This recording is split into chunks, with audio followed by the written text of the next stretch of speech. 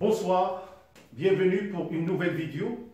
Alors le thème de ce soir, nous allons continuer toujours dans le sens de l'étude de l'information génétique et son mode de son expression.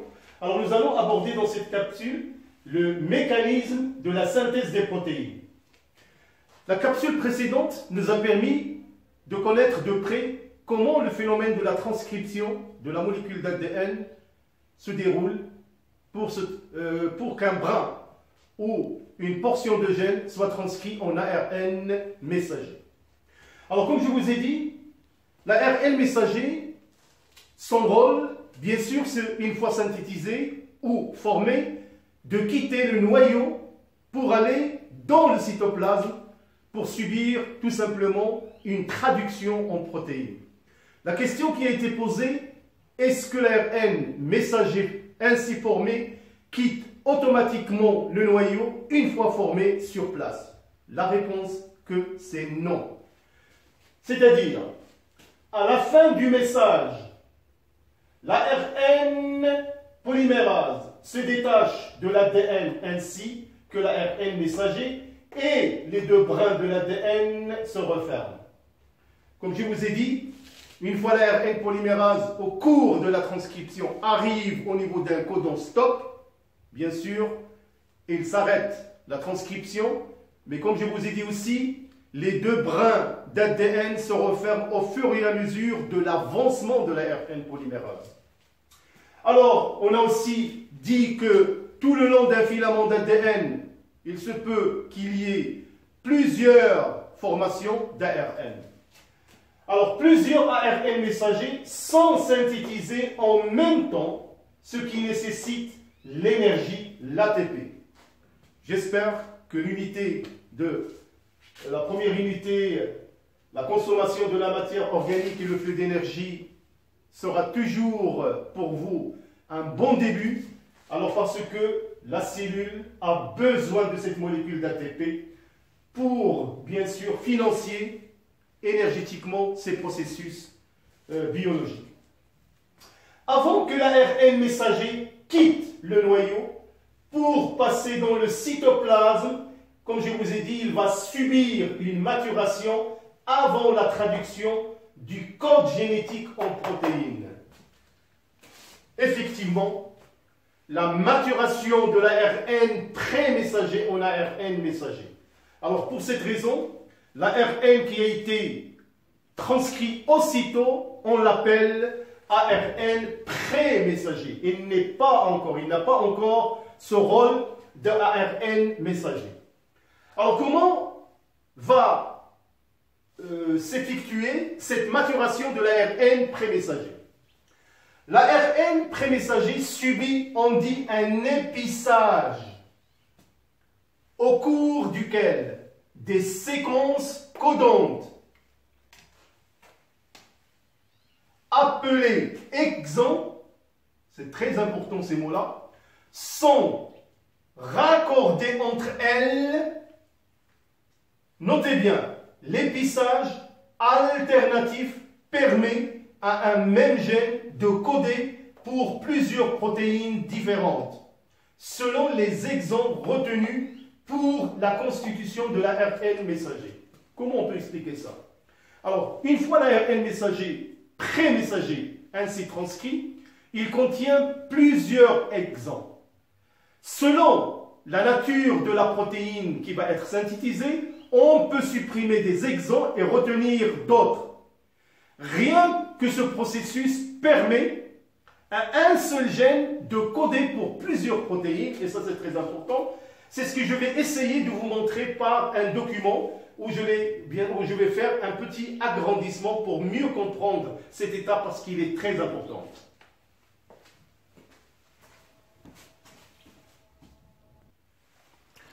Alors, comme je vous ai dit, là on assiste à la transcription de la molécule d'ADN, transcription, formation d'un ARN pré-messager.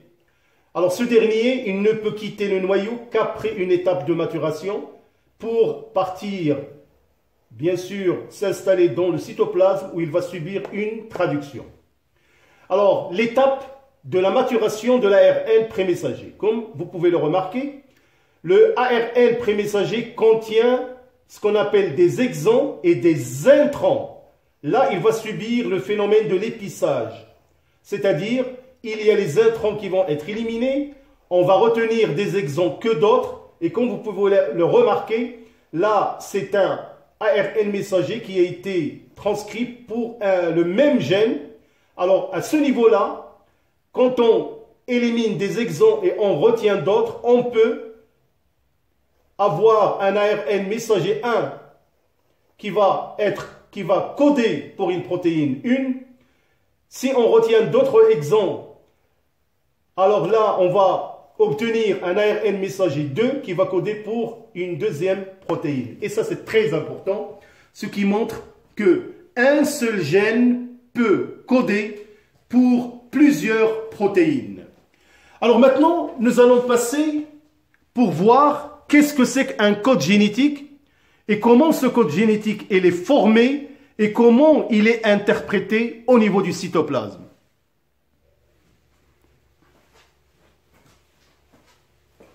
Alors nous allons continuer et nous allons parler, une fois l'ARN messager est mature, donc il contient ce qu'on appelle le code génétique pour la synthèse d'une protéine déterminée.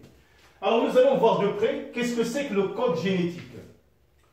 Le code génétique définit la correspondance entre la séquence nucléotidique de l'ARN messager, donc celle de l'ADN, et la séquence en acides aminés de la protéine. Comme vous le savez maintenant, dans l'ARN messager, on a vu que ce dernier contient les nucléotides suivants: adénine, uracile, cytosine, guanine. Alors, la combinaison de ces 4 bases va permettre de coder pour les 20 acides aminés. Comme vous le savez, dans la nature, il y a 20 acides aminés.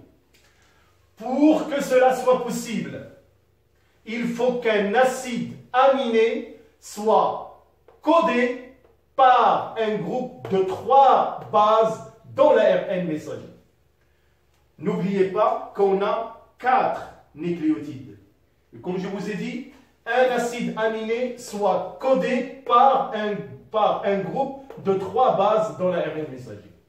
Comment cela est possible? Notez seulement, ce groupe de 3 bases qui codent pour un acide aminé au niveau de l'ARN messager est appelé codon. Donc là, vous êtes censé vraiment de vous familiariser avec ces termes-là. C'est ce que vous allez trouver vraiment dans les exercices. Alors, comme il y a 4 bases, alors il y a alors 64 codons différents. Alors que nous, on a 20 acides aminés. On remarque que parmi les 64 codons, il y a 3 codons qui marquent la fin du gène. Ces codons-là, c'est vraiment à retenir. UAA, UAG, UGA. On les appelle, ce sont les codons non-sens ou codons stop. Bien sûr, nous allons le voir quand on va faire la traduction de l'ARN messager au niveau du cytoplasme.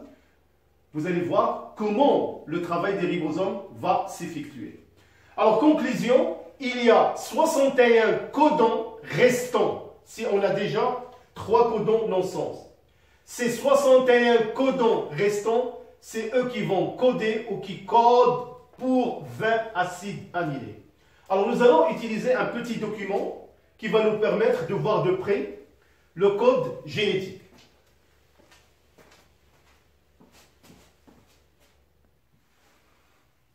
Alors, comme vous pouvez le remarquer, le tableau que vous avez devant vous, donc, il représente en quelque sorte le code génétique. Alors, le code génétique est le même pour tous les organismes. Il est donc universel. Et ça, c'est très important. Alors, comme vous le savez maintenant, on appelle codon, c'est un triplet de nucléotides de l'ARN messager. On peut constater, d'après le tableau, que plusieurs codons codent pour le même acide aminé. Comme vous pouvez le voir, le codon UU, UUC, UUA, UUG, il code pour, par exemple, là, ce codon UU et UC, c'est la phénylalanine, UUA, UUG, c'est pour la leucine, et là, vous pouvez vraiment trouver des exemples que vous voulez. Donc, comme je vous ai dit, on peut constater que plusieurs codons codent pour le même acide aminé. Nous avons déjà parlé des 3 codons STOP qui signalent la fin de la synthèse de la protéine. Le codon UAG, c'est la méthionine, c'est vraiment à retenir, qui assure le début du message. On dit que c'est le codon initiateur.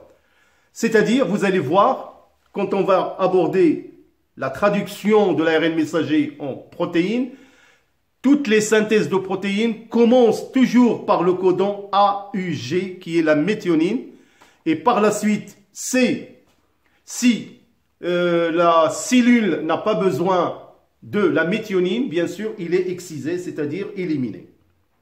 Donc, mais tout simplement, on dit que le codon AUG méthionine, il assure le début du message, on dit que c'est le codon initiateur.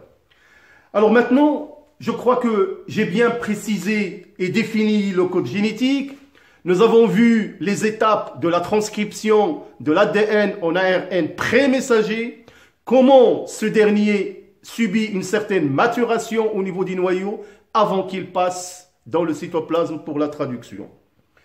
La prochaine vidéo va être consacrée entièrement à la synthèse des protéines, donc c'est une partie qui sera aussi importante. Je vous remercie pour votre aimable attention. Je vous donne rendez-vous bientôt. Ne partez pas loin. Bonne soirée et au revoir.